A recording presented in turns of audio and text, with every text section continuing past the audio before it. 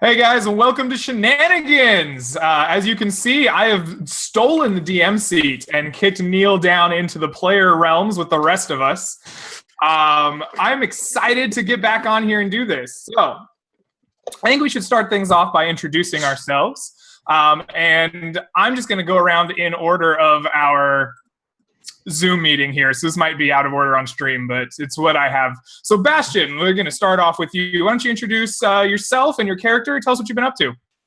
Yeah, hi, I'm Bastian. I'm one of the Hardcore Heroes players. Not dead, hopefully, yet. And yeah, I'm playing Bad Kane, a mercenary and bounty hunter.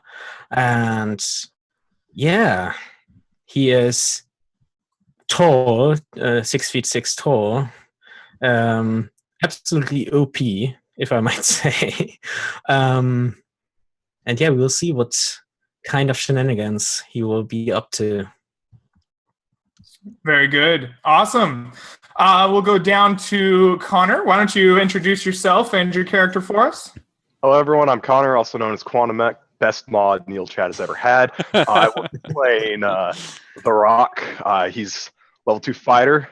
Just got that promotion. It's great stuff. He's coming in with the downtown dunk with this great rock. It's pretty tough. Yeah, Did he your disappear? sound cut out. Okay. There we go. So as I say, downtown dunks, pretty great. I've got my basketball jersey, a chain shirt on, and let's hope we can dunk some more dudes. Awesome. All right. We'll head over to Max. Why don't you introduce yourself and your character to us? Yeah, my name is Max. You might know me from Hardcore Heroes. Maybe. Yeah, maybe. It was quite some time ago. Mm-hmm.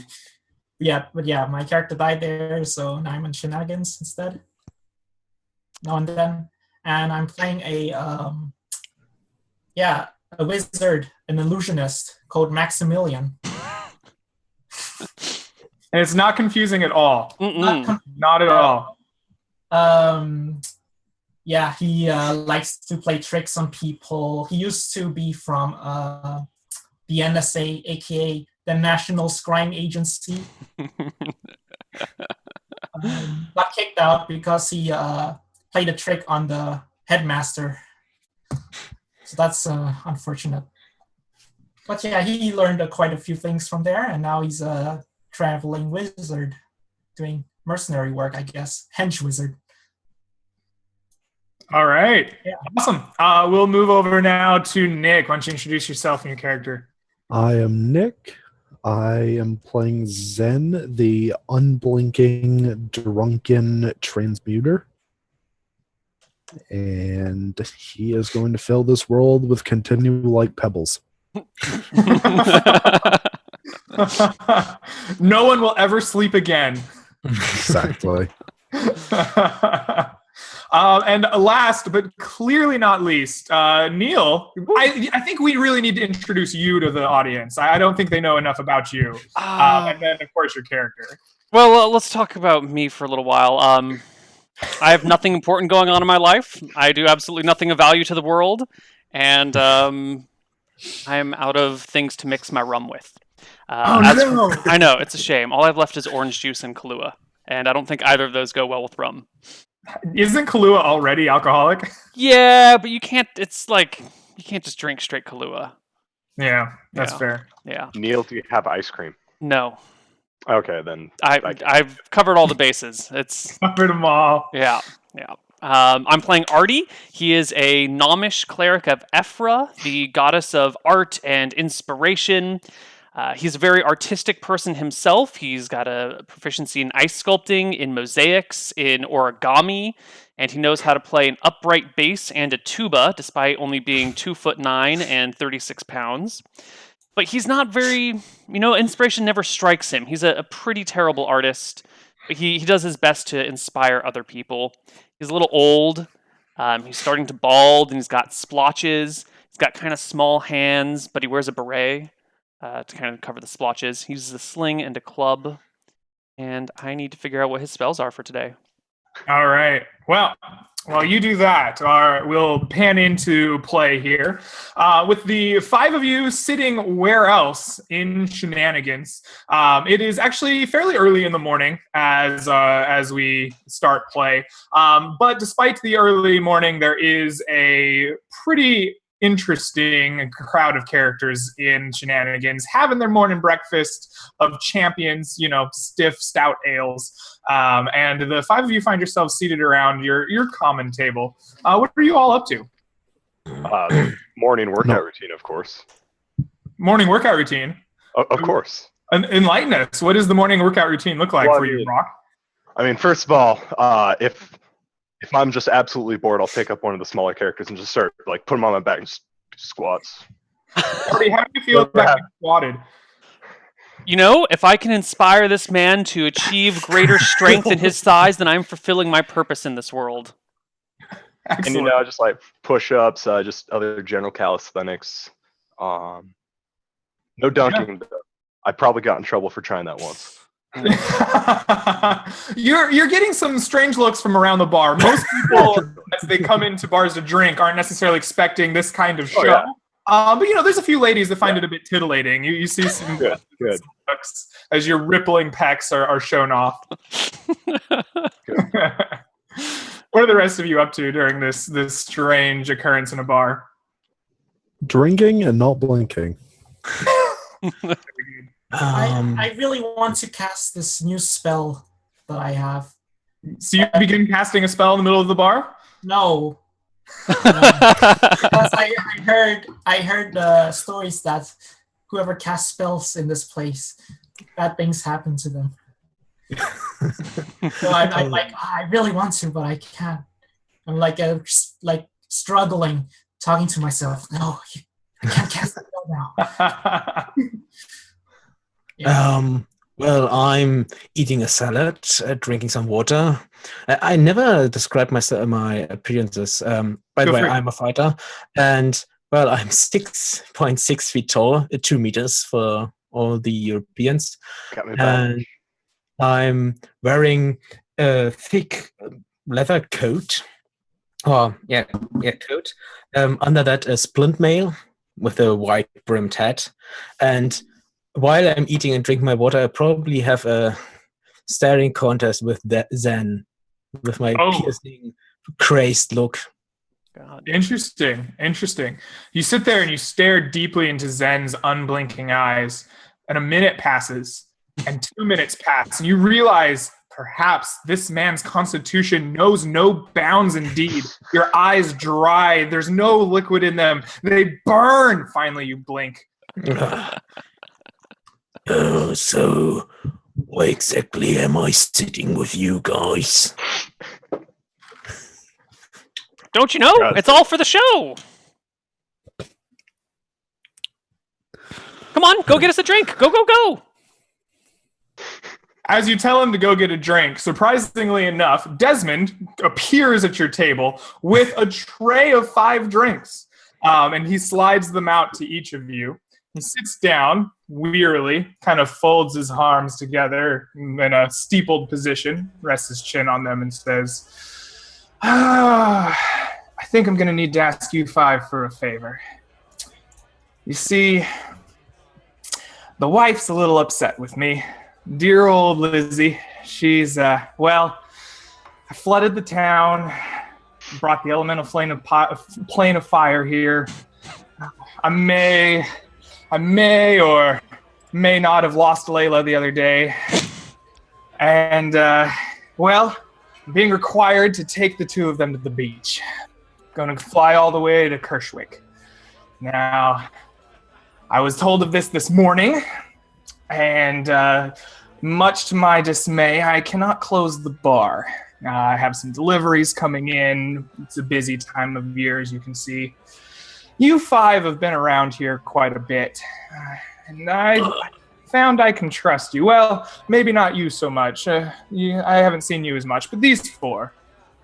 And I'm just arrived. I don't even know you. Did you say you're going to fly? I in the sky? You must tell me who, how, and why. Trade secret, my dear gnome. You don't get to be as wonderful and dashing an adventurer as Desmond without a few of those. Now, I'm sorry, Mr. Kane. I usually have a few morning drinks. It seems that I'm remembering someone I should not. How do you even know my name? Trade secret, my dear, trade secret. Dude, he just knows things, bro. I stare down at my drink. Is it alcohol? Yes, he brought over 5 ales. I don't drink alcohol. Water. Oh, yes. Sorry about that. He takes your drink. I'll take a second. I want to take the second Sure. drink. Okay, he reaches for your drink, but then acquiesces to you, Max, and allows you to take Duquesne's drink. One for me. Yeah, you sound like you need some water there. You got like a frog in your throat or something, bro. Oh, that's just my normal voice.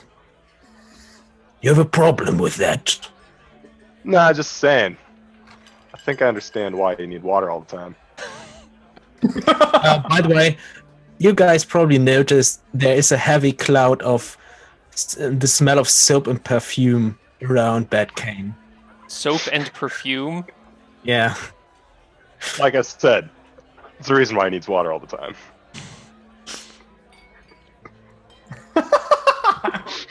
Okay.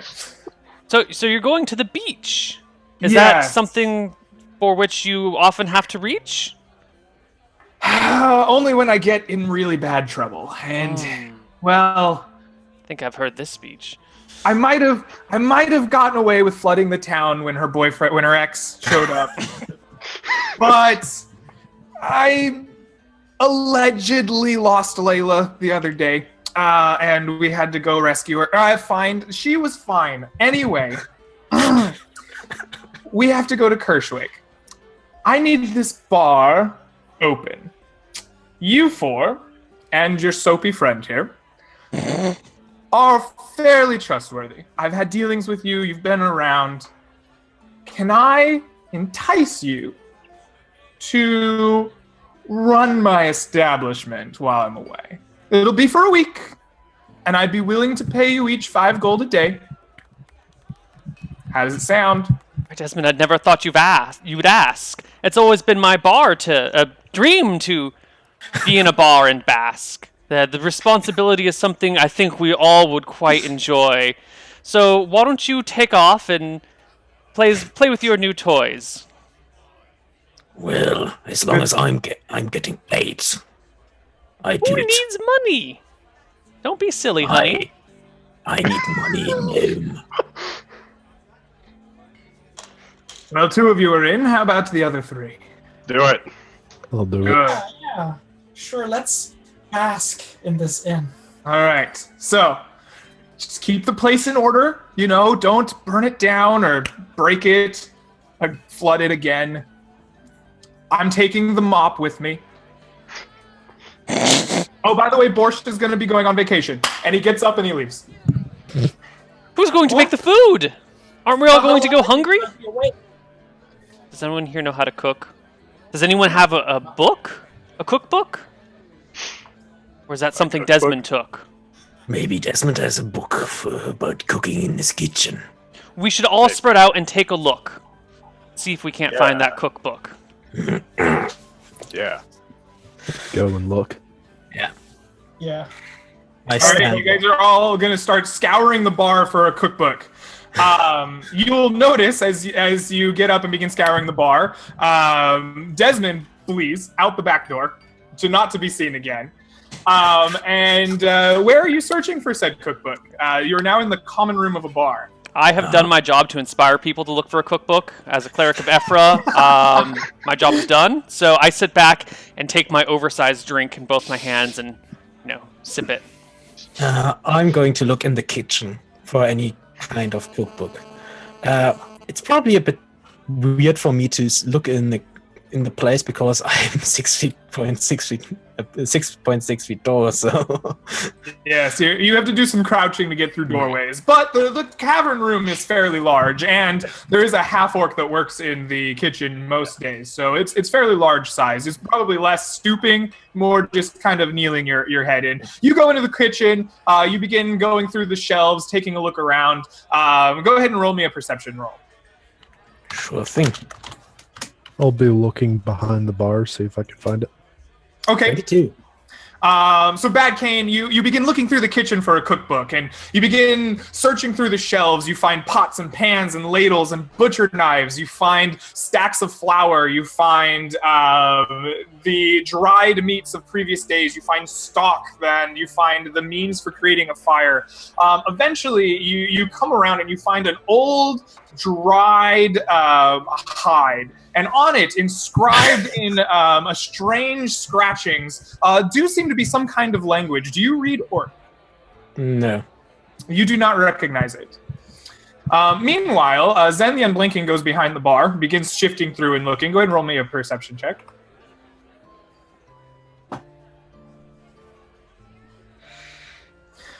Okay, yeah, you begin making your way through the various bottles and various implements behind you. You find lots of cups and glasses and silverware and dishes here, but you do not find anything that seems cookbook-like. However, one of the bottles, you see liquor of various types. You're very familiar with liquor, being a constant day drinker. But one of them doesn't quite look like liquor. It seems to be this kind of glowing bluish creation back behind the bar. I think back to when Melissa made a cocktail of haste, I think it was, or whatever it was, and it just kind of push it back, like in the back of the shelf, and move a bottle in front of it just so nobody else finds it. Okay, absolutely. The Rock and Maximilian, What are you doing? So, I don't know what a cookbook is. I'm just gonna look somewhere. I don't know what I'm looking for. I'm gonna look for something that maybe has like a picture of a campfire, picture of like some sort of animal, just like something food related. Yeah, definitely. Just see where that goes. Absolutely. Roll away for me. It goes absolutely nowhere. Actually, all right. So you begin looking around the common room, unsure of what a cookbook is. It has something to do with protein. And you're wandering around, and the smell of the patron's food really catches your attention, and it really just gets in your head. You can't stop yourself from going directly to someone's table where there's this big leg of mutton just steaming, calling your name. So much protein. It's making you really A lot of protein. And you're just entranced by this patron's food as they like slowly eat away at it. We gotta make that. How does the customer feel about him just kind of staring at his food? Drooling. Customer is perturbed. The customer is looking at you mid fork bite. Excuse me, can I help you? Yeah, that leg of mutton looks pretty good. How much was it? It was 7 copper, and it's mine. Yeah, I can tell you'll be able to eat that all. Are you giving me lip, boy? Probably. Is it an old woman? It is now. It didn't start as one, but she de-illusionaried herself. And that's the word, damn it.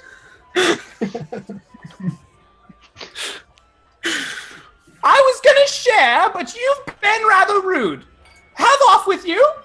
Very well. And I like turn around, just like probably go back to like, all right, you know, a great place to find it. Do more squats. Excellent. Squats resumed. Oh yeah, I'm gonna go to Desmond's room. Huh? I'm gonna go to Desmond's room. He doesn't live here. Yeah, Desmond, you will know, being a third level character in Shenanigans, works here and has rooms for rent, but he lives on the other side of town. Damn it. I wanted to know what his trade secret is. No, I'm not going to find it here then. I think I'm going to go back into the common room, just to the nearest person, probably then. Well, besides, probably 1,387 ways to kill someone in that kitchen, there is some kind of leather writing, leather hide or something, with some writing on it. I can't read it, so it must be not uncommon. All right, I follow him. Okay, yeah, you follow Bad Cane into the kitchen, and sure enough, he points out, hanging off of one of the wooden walls of the kitchen, nailed to the wall, is this hide that's been tanned, and written in a scrawling hand is Orcish lettering. Do you read Orc? Yep. No? Then yeah, you Yes. see. Oh yes. Okay. It's titled Bellini's Favorite Meal. And there is step-by-step instructions in creating what must be some kind of tower of meat that is infused with ales. Well, that's not how to cook the normal food here, but it's... What was his name? Bellini? Bellini. Bellini? Yes. Yeah, it's a meal for somebody called Bellini. It sounds like a heart attack. Indeed. Well, I think this doesn't help us. How about we scour Desmond's personal space for a cookbook? I already looked behind the bar, and I don't think we should go to his house. But we should definitely keep this in mind. I have a feeling it's going to be a plot element later. I don't know what you mean by that. This is clearly just a random scrap of leather writing in Orcish. Wait, who's talking? Yeah. Shut up, boys in the off. All right, so you guys have scoured this room for a while. Eventually, there's new customers coming in, and those of you in the common room, you see Glibglob running all over the place, trying to get them menus and seating them, but he eventually starts looking around, and he finds... Oh, let's see who he finds. That's not how you roll. That is not how you roll dice. He finds you, the Rock. He comes up. He says, Desmond put you in charge, yes? They're taking orders, but we don't have anyone in the kitchen. Well, we got two people in the kitchen right now. Haven't you been paying They're attention? arguing about leather and heart attacks. It's very strange. Can you Go come? tell them to get to work. Okay. He runs into the kitchen. Rock and Zen, you see Glibglob run in. It's like, we have customers. They have orders. Are you cooking? Can you cook? No. No. I'm the waiter. Well, if you want me to cut something up, I can do that, but I didn't know how to cook good meals. Who cooked the meals the customers already have anyways? The orc is not here. I don't know. Must have been Desmond. I'm just a kobold. I don't know these things. I mean, judging from cooking has mostly to do with putting stuff in the right order. I think the most intelligent person should do it. So, who is the most intelligent person in this inn? I already asked him. He said to come in here to you. Well, he's probably not the most intelligent person then. You look like a wizard, unblinking guy. What was then? Maybe you could try it. I can give it a try, but I do not know how to cook, so... I mean, I could help you. I can cut the stuff up for you. I know how to work with knives. Alright, Excellent. so... I need 6 specials, 3 orders of sausage, and 2 soups. And he leaves. I don't know what a special is, but I know what the sausage looks like, and maybe some soup. We can boil some water and put some vegetables in something. You handle it. I just I could deal with a special. I'll do the special. Someone else do the sausage, and what was it? Soup. Just All make right. some stuff. So what do I roll for unproficient cooking check? I think that cooking is probably an intelligence-based skill. Being It non-proficient is what, like a -4 penalty? So let's take your intelligence at -4. Does he get any bonus from me helping him cooking stuff up? I mean, not really. Not really. Like just cutting things up doesn't make you a better cook, right? Ooh. All right. No, I think we wind up tasting it, and it's just like, nope. Yeah, you begin trying to make sausage links and whatever a special is in your mind, and Bastian's here cutting things up as best he can as you order them. He's like, cut up those turnips, and he cuts them up, and you throw them in, and you end up with this just awful slurry gray gravy-based dish that looks kind of like tar that's been congealing in the sun, and you're pretty sure this is going to taste awful. Well, at least the stuff is cut up good because I'm proficient with knives. Don't worry, guys. Okay, so the special dish I'm making is it's very extra special spicy, so that if you have to use the bathroom, something special will come out. The worst. All right, The worst. go ahead. This isn't Grandma's do the special same roll sauce here, again, is it? intelligence -4. All right. I already rolled. I rolled 22. Oh, you rolled 22. Yeah. I don't know how you do it, Max. Please describe what ingenuity causes you to create a wonderful spicy special. Well, I find all the spicy ingredients that Desmond has and mix them all together. Like, must turn it to something special. All right. As you guys are cooking your nasty, tarry slur, you just get glimpses of Maximilian running into the kitchen, grabbing something. Few minutes go by, running into the kitchen, grabbing something else. As far as you can tell, completely unrelated, just random things. He's throwing, you guys in the common room can see him up at the bar, throwing things in a giant bowl, just slapping them together. He's cracking some eggs. He's throwing in meat. He's throwing in vegetables. He's got 4 different spices falling down, cascading in powder. He's whipping it all up in the bowl. And lo and behold, when he serves it to the customers, they're all enjoying it. One of them, though, however, you can see this rising red in their face, sweat beating down. They're crying a little bit. And he runs out to the outhouse just as fast as humanly possible. But the other customers are quite pleased. I'm enjoying Neal sitting in pain. Artie's gonna head into the kitchen. He's seeing the kind of chaos that's going around here. Maybe he inspired people a little bit too much. So I'm going to walk into the kitchen and cast a Calm Animals spell on these people.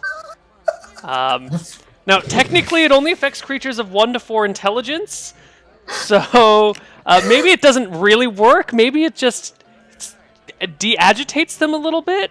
But I'm going to try and cast Calm Animals on these suckers. I think they need to chill out. I wasn't really agitated, so... No. But look what you guys are doing. You're running around, you're pulling things off shelves, you're arguing with a kobold. You all need to chill out, okay? I look at the gnome. What are you doing, gnome? You all seem to be a little bit too high-strung, so I'm going to take you out and make you a little bit more relaxed, especially in the tongue. Why don't you all just sit here, close your eyes for a minute. This won't hurt. Just give me a minute. And I proceed to cast Calm Animals, but I have a 25% chance of spell failure because my willpower or wisdom is only 8. Because someone permanently reduced it in a previous campaign. All right. Let's see that roll. RD20, no, RD100. 26 or higher is what I'm looking for. Boom. You're good. Your spell goes off. You sit in the kitchen doing your incantations. The power of Ephra fills you, and it settles down upon both Zen and Bad Cain. Each of you can decide how the spell affects you, as your intelligence far exceeds the requirements. However, Artie, please make a perception check. Okay, I can affect 10 hit dice of animals, apparently. Perfect. Perception check for Artie. He's got 5 perception. Beautiful. All right. You don't see much of an effect. However, you do hear 3 thumps. Just kind of. I don't know if you heard that in my mic. You just hear 3 thumps. Is someone at the door? Your spell. Or is that on the floor? I would say it does not affect me. Not only because I have higher intelligence than required. I also have a magical defense adjustment from my willpower. Sure. Yeah. I just look at the gnome with this big kitchen knife in my hand. Oh, you cast a spell at me, gnome. I don't like people casting spells at me. Do you know how to make a fancy dish?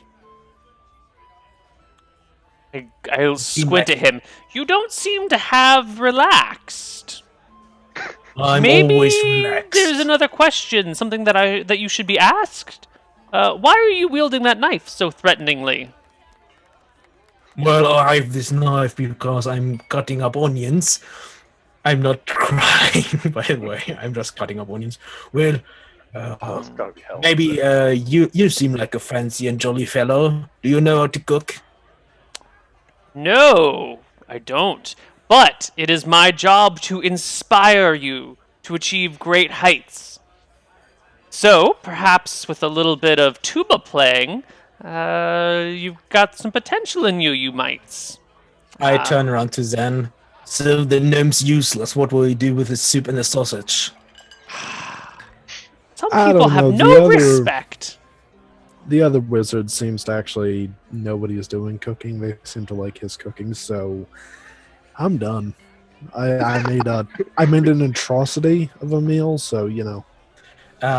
What kind of robes are you wearing, Max? Color?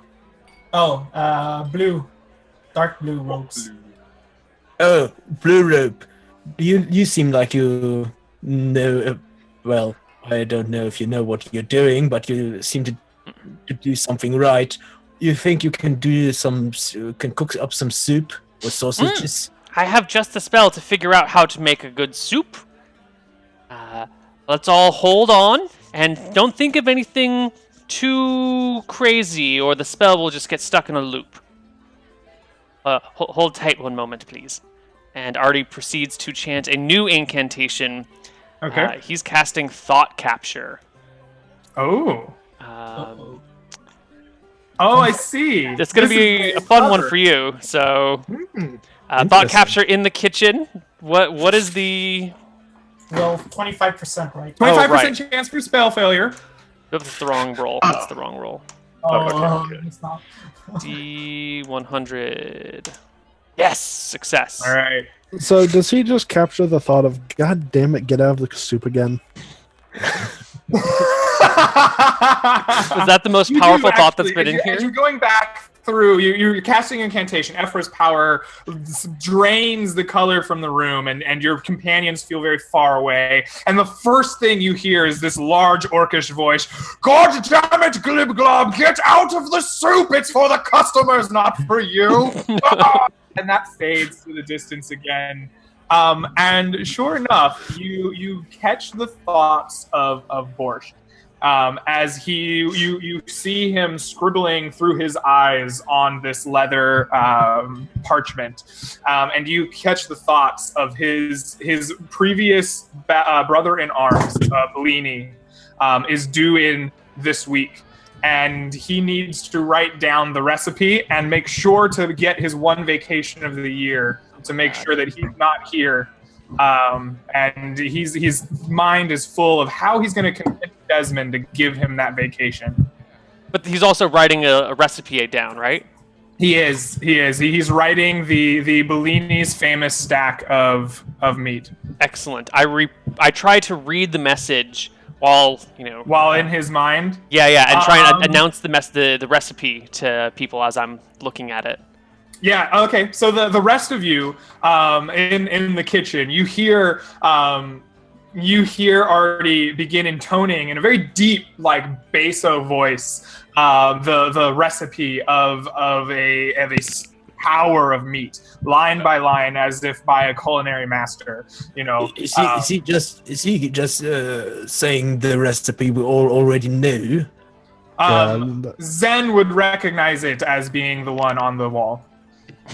I mean, Zen, you did tell me, right? The recipe on the wall. Yeah, it said that's a recipe for meat and heart attack. Yeah. Yeah. So he's just.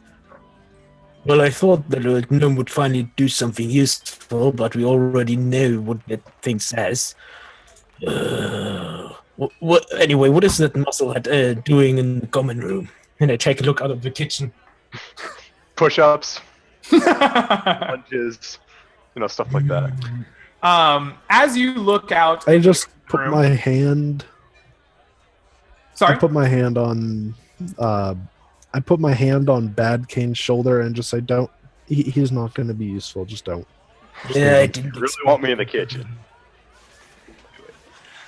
So as you peer out and you get the hand rest on your shoulder and the warning, you see, and perhaps the Rock does, or perhaps the Rock is really into his push-ups. Always got to have your head up. Always gotta have your head up. Okay, yeah, head on a swivel. Yeah, definitely. You see a human man entering the bar. He opens the door and he stops, noticeably disheveled, clearly with deep sunken eyes, as if, maybe deprived of sleep for a long time. He enters the bar, he glances around nervously, and he takes a long look behind him out into the street, and he kind of carefully closes the door and begins looking around the bar. Max, are you still out with your instruments on the bar top creating your spicy special? Yeah, of course. Everyone seems to like it, so why not make one? Absolutely, yeah. You've got Glib Glob running everywhere with bowls of spicy special.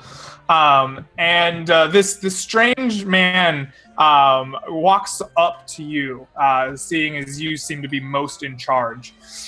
Of course I'm in charge. You're clearly working, and the rest of you are either doing push-ups or in the kitchen. Hey, I'm working harder than any of them. I started giving commands to my party members.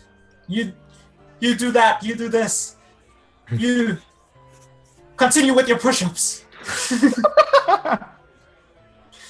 Yeah. I'm to be in charge. See, I'm in charge. You right. definitely seem to be. This man kind of nervously walks up to you. He rests his arms on the table in a low voice, says, "Hello, are you Desmond?" I'm a busy man. What do you want? Oh, perfect. I've come a long way to come to your bar. For now, just a room. You look different than I imagined, Desmond the Dashing. Of course I'm different. That'll be 5 silver. I'm Do looking I into ever hear this? Do I hear this? Yes, you're specifically looking out of the bar at this. You can hear this. You there, customer. He is not Desmond. Desmond is not here. Okay. You see his deep sunken eyes kind of widen, and he shakes his head and says, "Desmond's not here."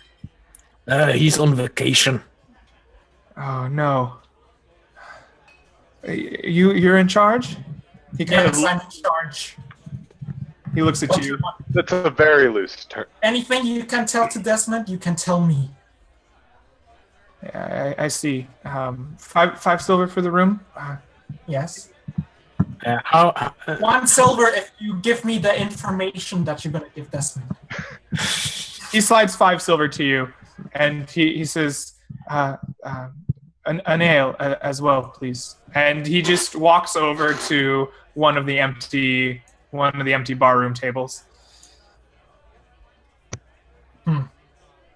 I shout out. I will leave the kitchen, go over to his table. Can I get you anything? I purchased a room and an ale with your companion, he says questioningly. and says, "For now, that's all." He's kind of nervously. You can tell he's clearly upset as you're observing him, and as he sits there, he's almost absent-mindedly stroking something in his pocket, almost as if he isn't even aware of the gesture himself. I bring him the ale. You seem troubled by something. And I sit down. He nods his head. Indeed, looking around. So, what is it? Kind of narrows his eyes at you. Says, I would really like to speak with Desmond, the great hero, him and his wife. I'll be back in a week. In a week. Yeah, the man. Desmond will be back in a week. You can see him like visibly deflate as you say he'll be back in a week. Artie comes out of the kitchen and comes over to the end of the bar and goes, "Excuse me, I've come back early. It is me, Desmond the Dashing. Isn't it smashing? Come, tell me your problem. I'm happy to solve it." I'm not saying anything. Make a charisma check at a penalty of 4 for clearly being a gnome. You know, he just might be mistaken about who Desmond really is. Ooh, okay. Never mind. All right. He looks at you for a moment and just kind of sadly shakes his head, and you can see him just like recoil into himself. I'm going to cast Mind Read on him instead. We'll figure out what this guy wants to know. What he is casting, well, ignore the name. Desmond didn't trust the bar or the inn to us, so you couldn't talk to us. I poke my head out of the kitchen. Wait a minute. What's your name, customer? Who's clearly of some importance. I'm Mitchell. Okay. I just go back. It's not Bellini, so not important. All right. So you see that he says, "I'm Mitchell." He's very reserved. He kind of looks at you, Bad Kane, when you say that the bar was entrusted to you. He says, "So Desmond is entrusted you and your companions. You have some level of trust with him." Well, he peoples his fingers and just kind of like seems lost in thought as he contemplates what he just said and what you've told him. I successfully cast Mind Read. You spend some time projecting the force of Ephra into his mind, and you probe into his surface thoughts. And the first thing that you catch is him contemplating what Bad Kane said. And you can see him like having a war inside his own mind. Like, I need Desmond. He's like, but if Desmond trusts them, maybe they can help me. But they're clearly not heroes like on the scale of Desmond. This could go very badly. Maybe I should pass it on. Maybe I should pass it on to someone else. Get as far away as possible. And there's like war in between these options in his head. Now, young man. Don't sit there looking so glum. Why don't you give us a hand? We are Desmond's closest associates. I've even won a Desmond lookalike contest once or twice in my life. Okay. Straightens his stuff and tilts his hat to the side a little bit.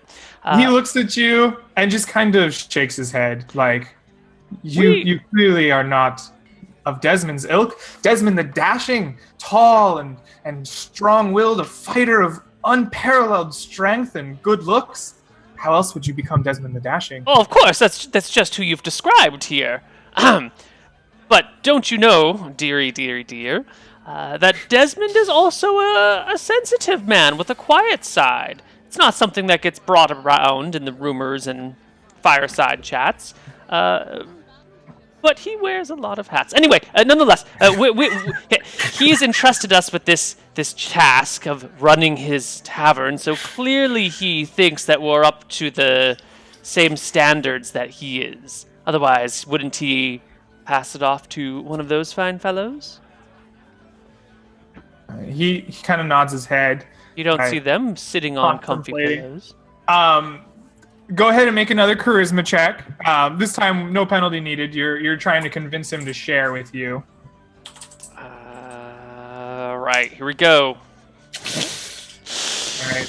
You can see in his surface thoughts. He's you still have your spell going, and you can tell that he's kind of at conflict whether or not he thinks you guys are worthy. He feels like he needs some kind of proof before he's going to let go of whatever it is. My young man, I will tell you the exact sort of proof you need. Don't you see? I can read your mind. He recoils a little bit. Isn't that proof of our greatness? Wouldn't you say that's what you find? If you can read my mind, then tell me, what is it that ails me? I try to read his mind. All right. You have a % chance to probe deeper, right? 20%? Yes. All right. D100. Plus 20% chance of revealing the character class of an individual. Sure, 20% is good. Come on. No. All right. You try, but it doesn't seem like his mental fortitude blocks you. He seems fairly much like an open book, but for whatever reason, you can't get deeper and find what ails him. Ooh, your mind is shut like a steel trap. You must have extensive training to prevent me from finding my way through your brain map. Are you some sort of arch wizard here to exchange potions for life? Or are you... He shakes his head, takes a big drink. If you want to see a proof that we're capable of handling ourselves, I just stand up. The tables are pretty heavy, right? They're bar table. They're wood, maybe like an inch thick. You know, they're not like the heaviest tables in the world. They're not supposed to be super cheap, but either like they're average. No, then I will pick up the rock from him doing whatever. Rock, do you allow Decane to pick you up? I'd say he catches me out surprise on this one. Like, I just pick him up. All right, you lift Decane. You lift the rock up in dunking position. What are you gonna do? I turn around. Well, you see, I'm quite capable, and just sit him down. All right. And I think while I'm doing that, the customer probably sees that under my coat I have like 2 ammo-like belts with about 20 knives. Sure. Go ahead and make a strength check, just to see how impressive you are.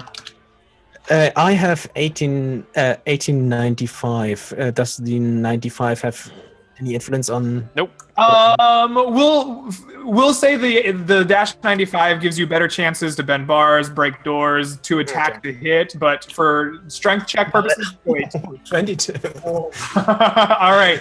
So you lift him up, and Artie, with the last vestiges of your spell before it fades, you can feel that he's impressed by Decane's strength, and he's thinking maybe they're telling the truth, and this little gnome is just their mascot. And, you don't believe us? Talk to the mayor of this town. I got him elected. It's news from all around town. When you mention the mayor, one person stands up in the back with a big bucket of chicken. They're like, here, to Mayor Sanders! The Mayor Sanders! The greatest socialist that ever was in Berkshire. As the last vestiges of your spell fades from his mind, the door bangs open. Boom! He immediately jerks up and looks at it, but you all see a massive half-orc, maybe standing 7 feet tall, huge tusks, rippling arms, and he's dressed in just like leathers. And as the door bangs open, he yells, "Bring Bleeny meat! Bring Bleeny drink!" And then he strides into the bar. And I think we're a little short of an hour, but that's a great place to take our first break. Yep. See you guys on the other side of our break. Bye-bye. Bye.